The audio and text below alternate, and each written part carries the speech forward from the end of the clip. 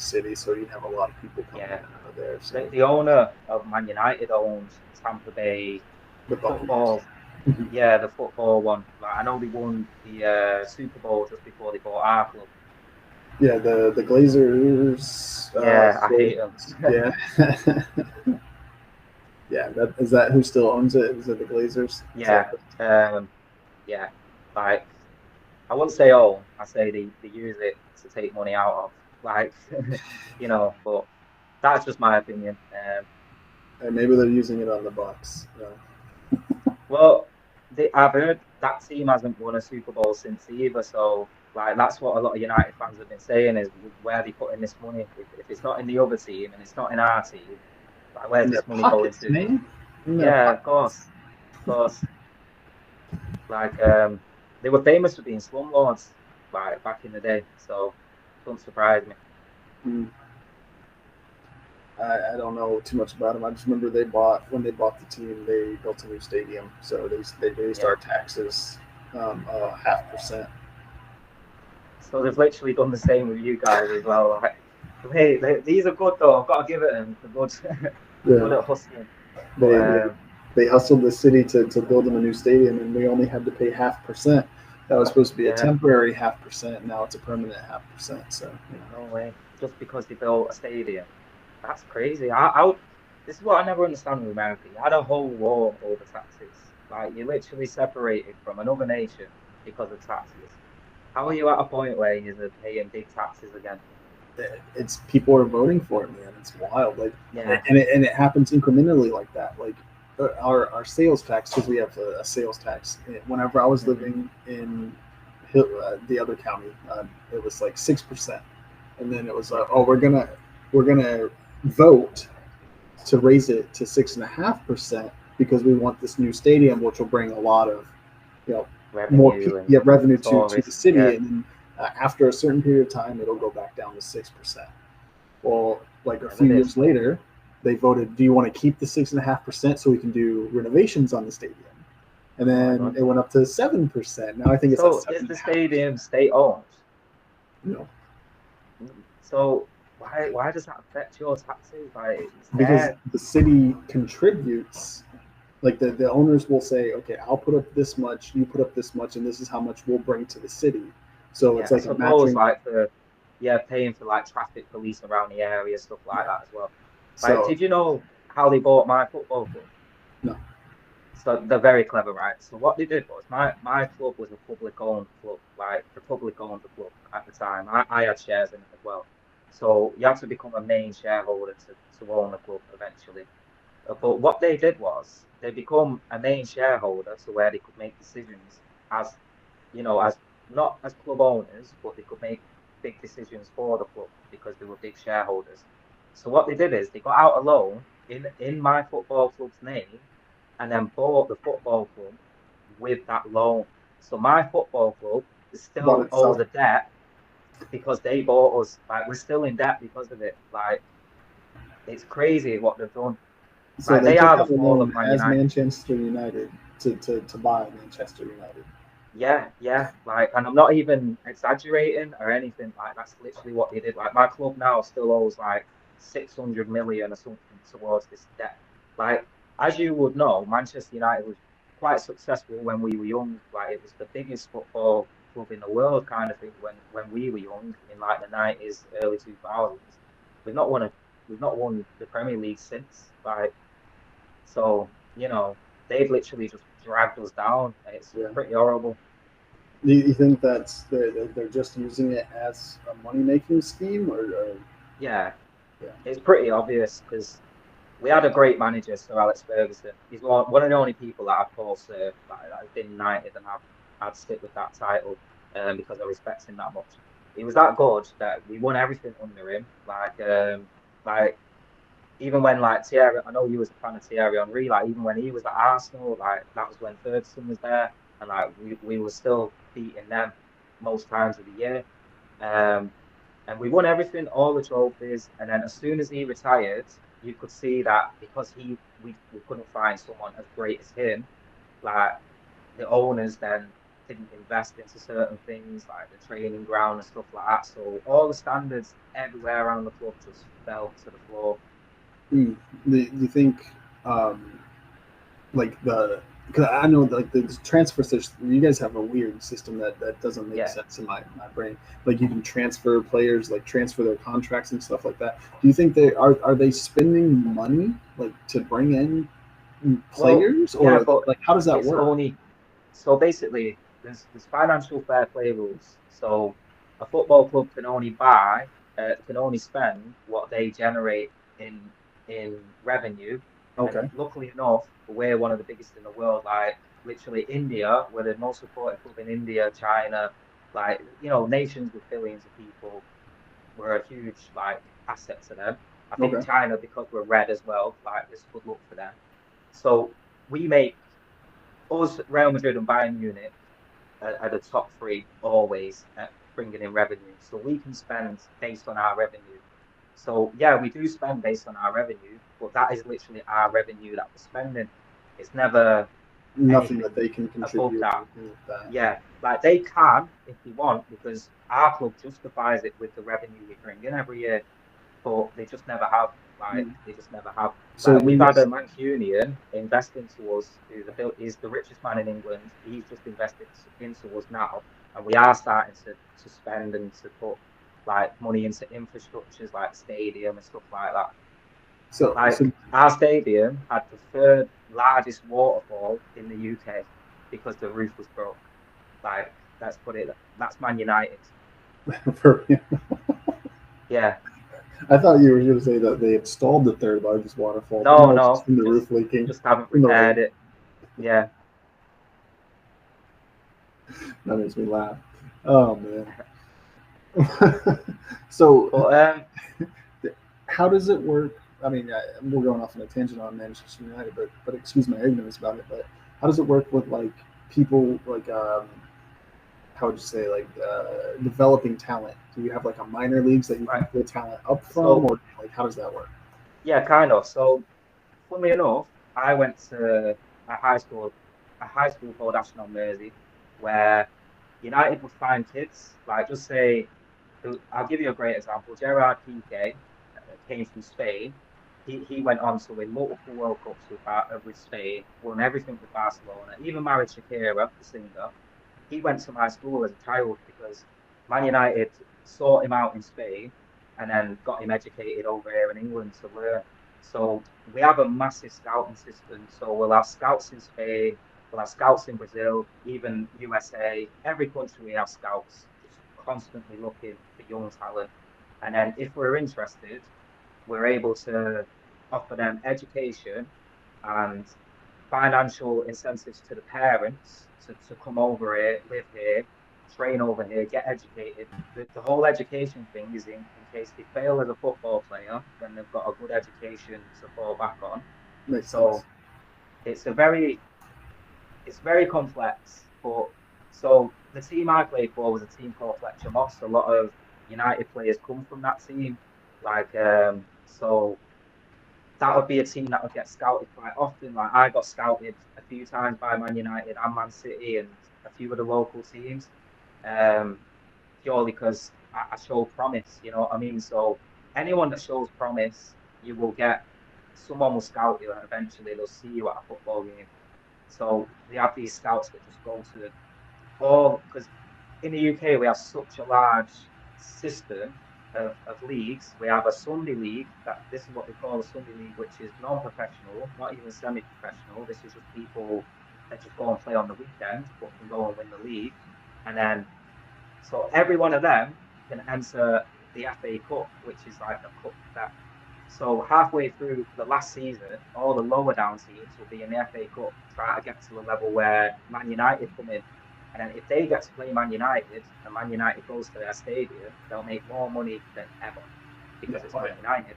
So we have a system where the top should feed the bottom, if that makes sense. And like we will never permanently always be in the Premier League. Like that's not a given. We can get relegated down to lower leagues, and then we'll have to come back up, like based on our Win your revenue way and back stuff up. like that.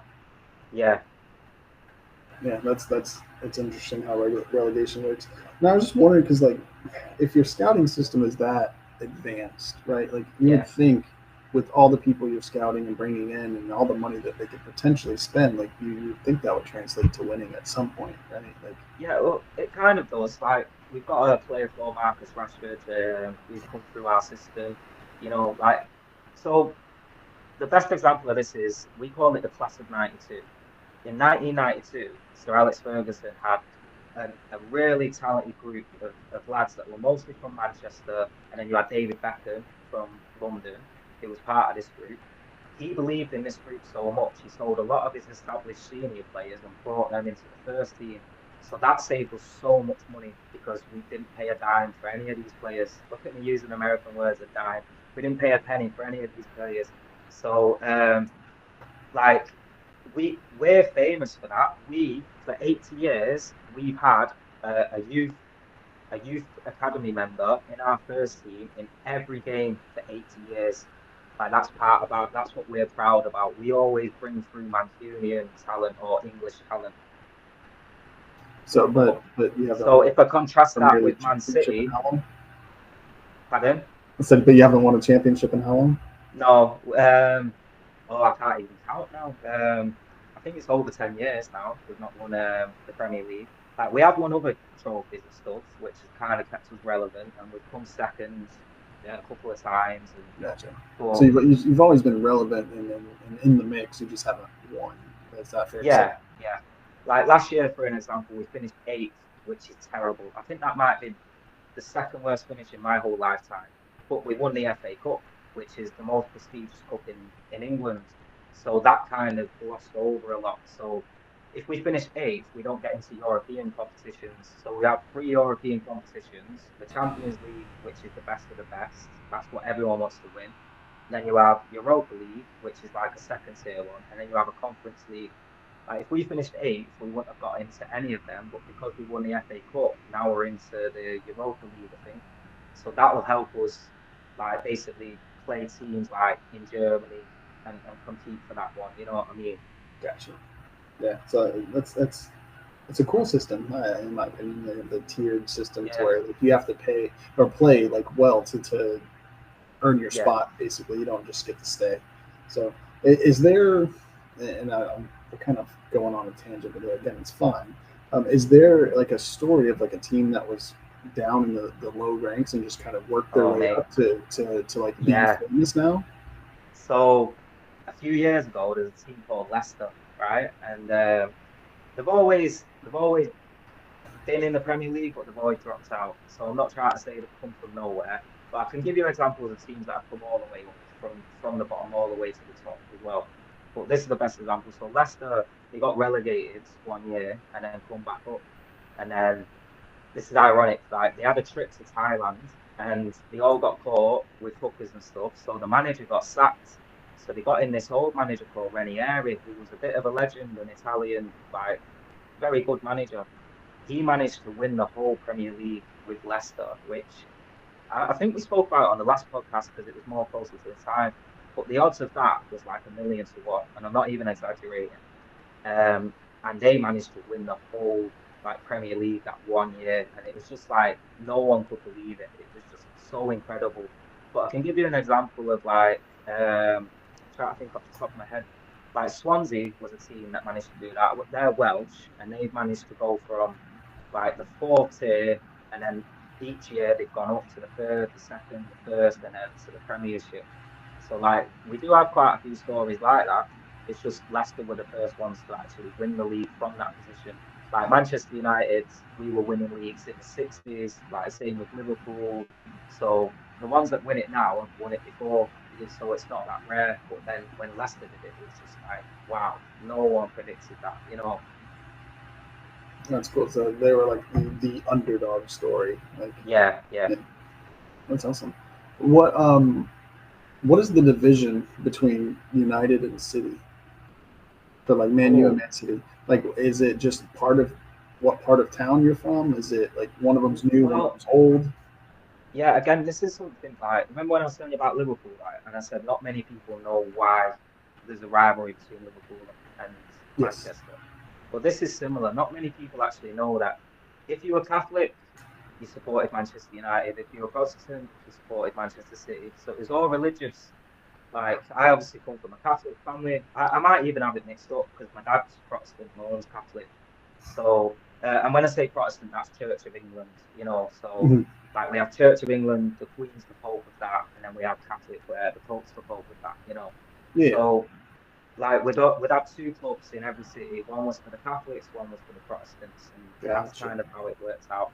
Like, when I was young, I never hated City. I never disliked them. I always had them as a second team because they were always lower down the leagues, so they were never a threat. Then Saudi Arabia bought them, or one of them nations, Qatar, one of them, and now they're literally funded by a whole nation, and they get sponsored by their airlines and stuff to like feed the books.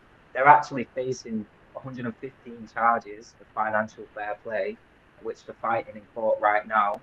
And to give you an example, Everton had something like just 15, not 115, and they got docked like 15 points. So they nearly got relegated because of it. So people are saying, well, if that's what happened to Everton, then City surely should get Used to relegated. get So relegated. yeah, That's interesting. That's where the money comes in, huh? yeah. Like City win the league every year now. Like it's just pretty much a guarantee they're going to win it. Like they just buy it every year. Like if someone has a good player, they'll try and buy him, you know, kind of thing. And they can offer him more money. They can offer him just everything more. Like the only reason a player would choose Manchester United over Manchester City is because of the history of Manchester United, you know, and they want to bring Manchester United back, which has happened a few times. That's cool. I mean, it's always fascinating. Yeah, obviously, I have a degree in history, so like the learning the history behind it is pretty cool.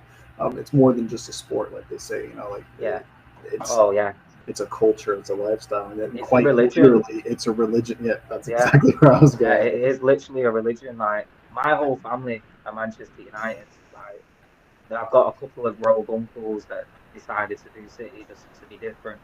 But it is like literally, my gran is 90 today, and I wish her happy birthday. Happy birthday. And literally, one thing like she will all she's a United fan, you know, and she's a 90-year-old lady, you know what I mean? So it's just it's just you're born into it, and a lot of people. It's changing now with the young generation because of the FIFA football games and stuff like. So a lot of the young generation are like, "Who's the best on PlayStation?" Right, that's who I'll support this year. Right. But the be all and end all is in most it is just two teams, and your family has supported that team for generations, kind of thing.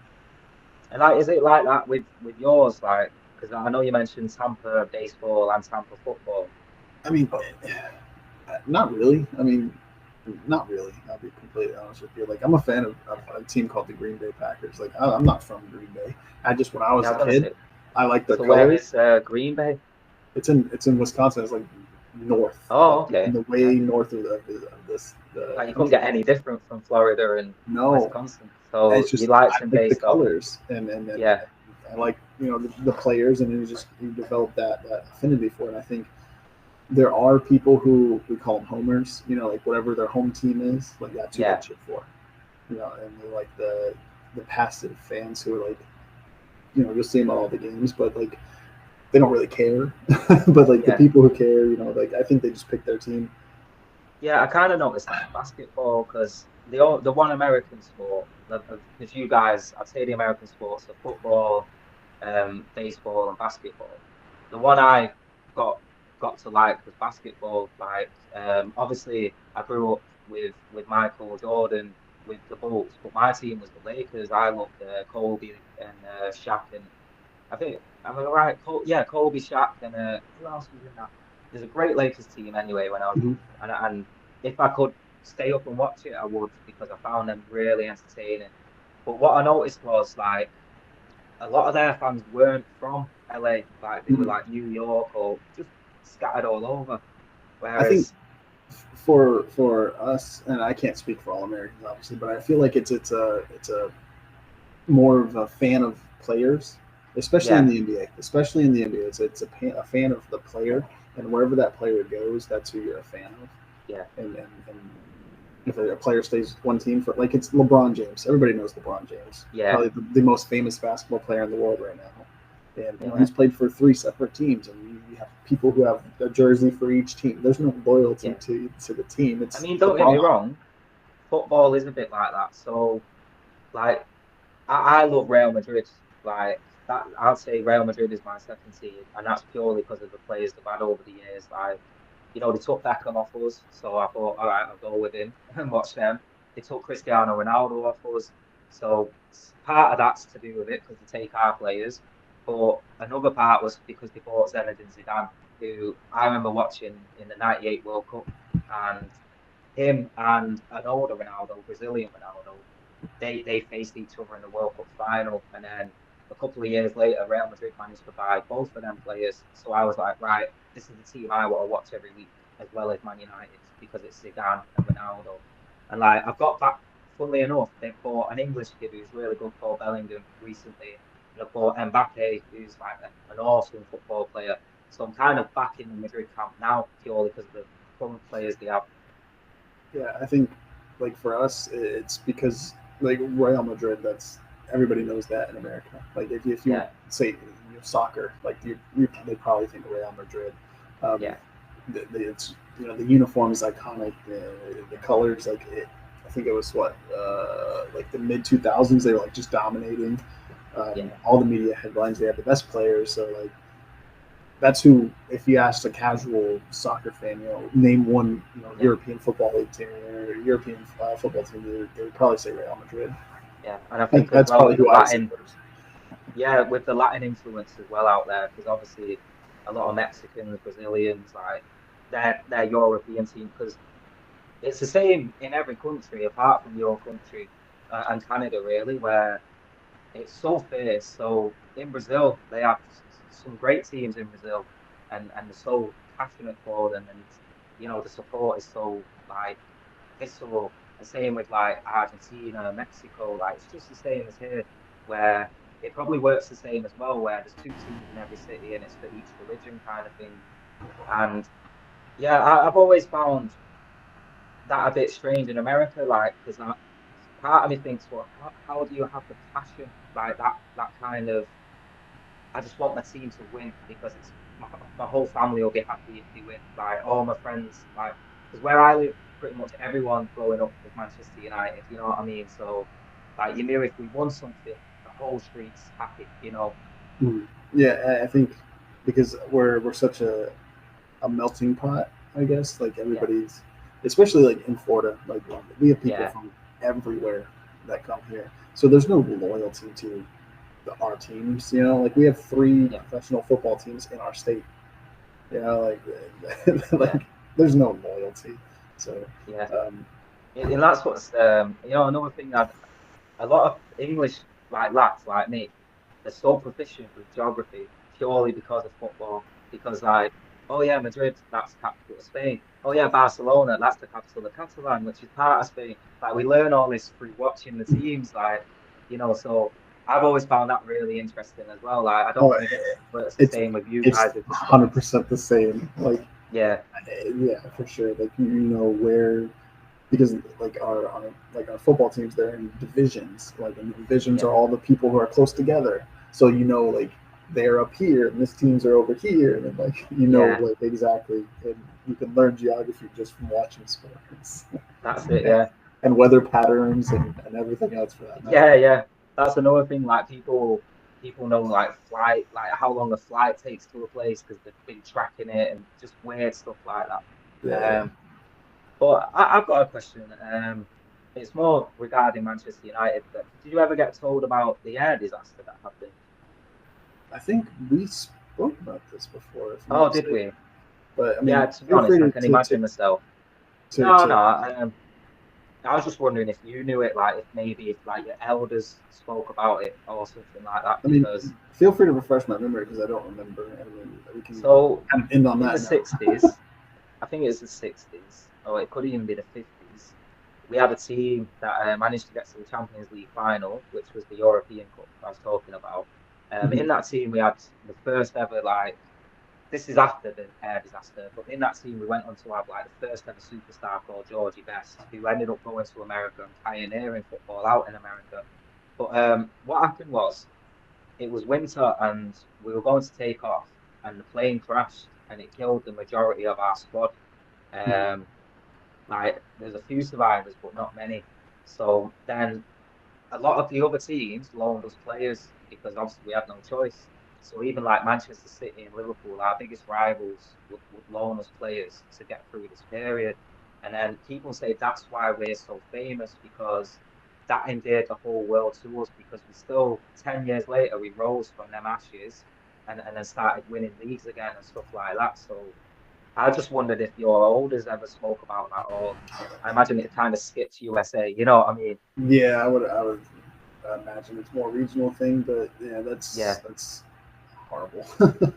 No, I know. Yeah. I think yeah, we had spoke about that in our older podcast, if I'm Yeah. not mistaken. So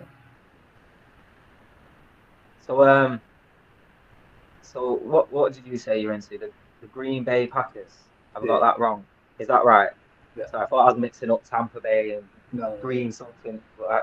So what got you into them other than the colours? Like, because something must have kept you sticking around. well, whenever I first got into watching football in like the mid '90s, I was like 8, 9 years old. Yeah. Obviously the colors, but they were one of the top teams. They won the Super Bowl in '96. We lost the Super Bowl in '97, and we just were like one of the best teams in the '90s and early 2000s. So as I was growing up and I played football myself, like that was what I wanted to do. I wanted to be like those guys. So Yeah. I think it was just captivating. First saw like, oh, I like these colors, then I like the players, and then you just stick with Yeah. that team. And now like we've won another Super Bowl since then, so like we're always one of the better teams in the league, and Nice. that just have I have that actually attitude. heard of the Packers, to be honest. That's- I have always wondered why Packers. Like, is there a meaning behind that, or Yeah, well, in the I think it was the 20s or whatever, the team was sponsored or owned. Well, the team is owned, but it's a publicly owned company or yeah, publicly owned a team. It's the PLC? only publicly owned football team in America now. Oh, that's cool. Yeah, That's cool. it's owned by shareholders. There's not a one private owner. But anyway, so the Acme Packing Company like was the what they gave them the money to start the club. So Right. that this company that literally packed boxes and stuff Yeah. was the sponsor for the club. So they were Am the I packers. am I mistaken thinking Acme used to be on Dynamite and stuff in the old cartoons? Is that the Right. same kind of thing? Yeah, I think it was. I think it's an old timey word, but yeah, it's the same word. Yeah, Yeah. it's just Yeah. Right. it's whatever. But yeah, That's intriguing. So you might have been called Acme, the right. Green Bay Acmes, The Acme Packers. possibly. Yeah. Because I've always wondered what the hell. Like I've always heard of the name, the Green Bay Packers. I've always thought Packers. Like why? Like it's similar with LA Lakers. Like what are they on a lake? Like Now, the LA you know. Lakers, before they moved to LA, they were in a city called Minnesota, and Minnesota is Ah. the land of 1,000 lakes. There's like Yeah. our bigger lakes are up in that area, but they moved from Minnesota to LA, but they kept the Lakers name. Crazy. That is crazy. So I've just always thought LA and Lakers like were just so ingrained with each other. Yeah, Like, there's no lakes in and they're LA. not even from LA. That's crazy. That's Yep. mad. Like They moved. I have heard about that with other franchises like with football teams maybe. I didn't know it about LA. I think New York Knicks is similar. Like I don't think they've originated in New York. I think unless I'm wrong. I think they have the Knicks were called the Knickerbockers, which is like a type of pants that were. Yeah. But I think they were. But like, there's a bunch of different teams that have moved around, but have kept the name. And like, Yeah. the Utah Jazz, like Utah is this state with like no culture, basically. Like it's the middle of nowhere, but fly over. Exactly. But they moved from Louisiana, which is big on jazz culture, but they kept that name. So like, there's quite a few examples of it in our sports where they'll just move cities to make more money, but they'll keep the name for tradition's sake. That's cool. So does New Orleans have a team? They do. Yeah, they have the. Wow,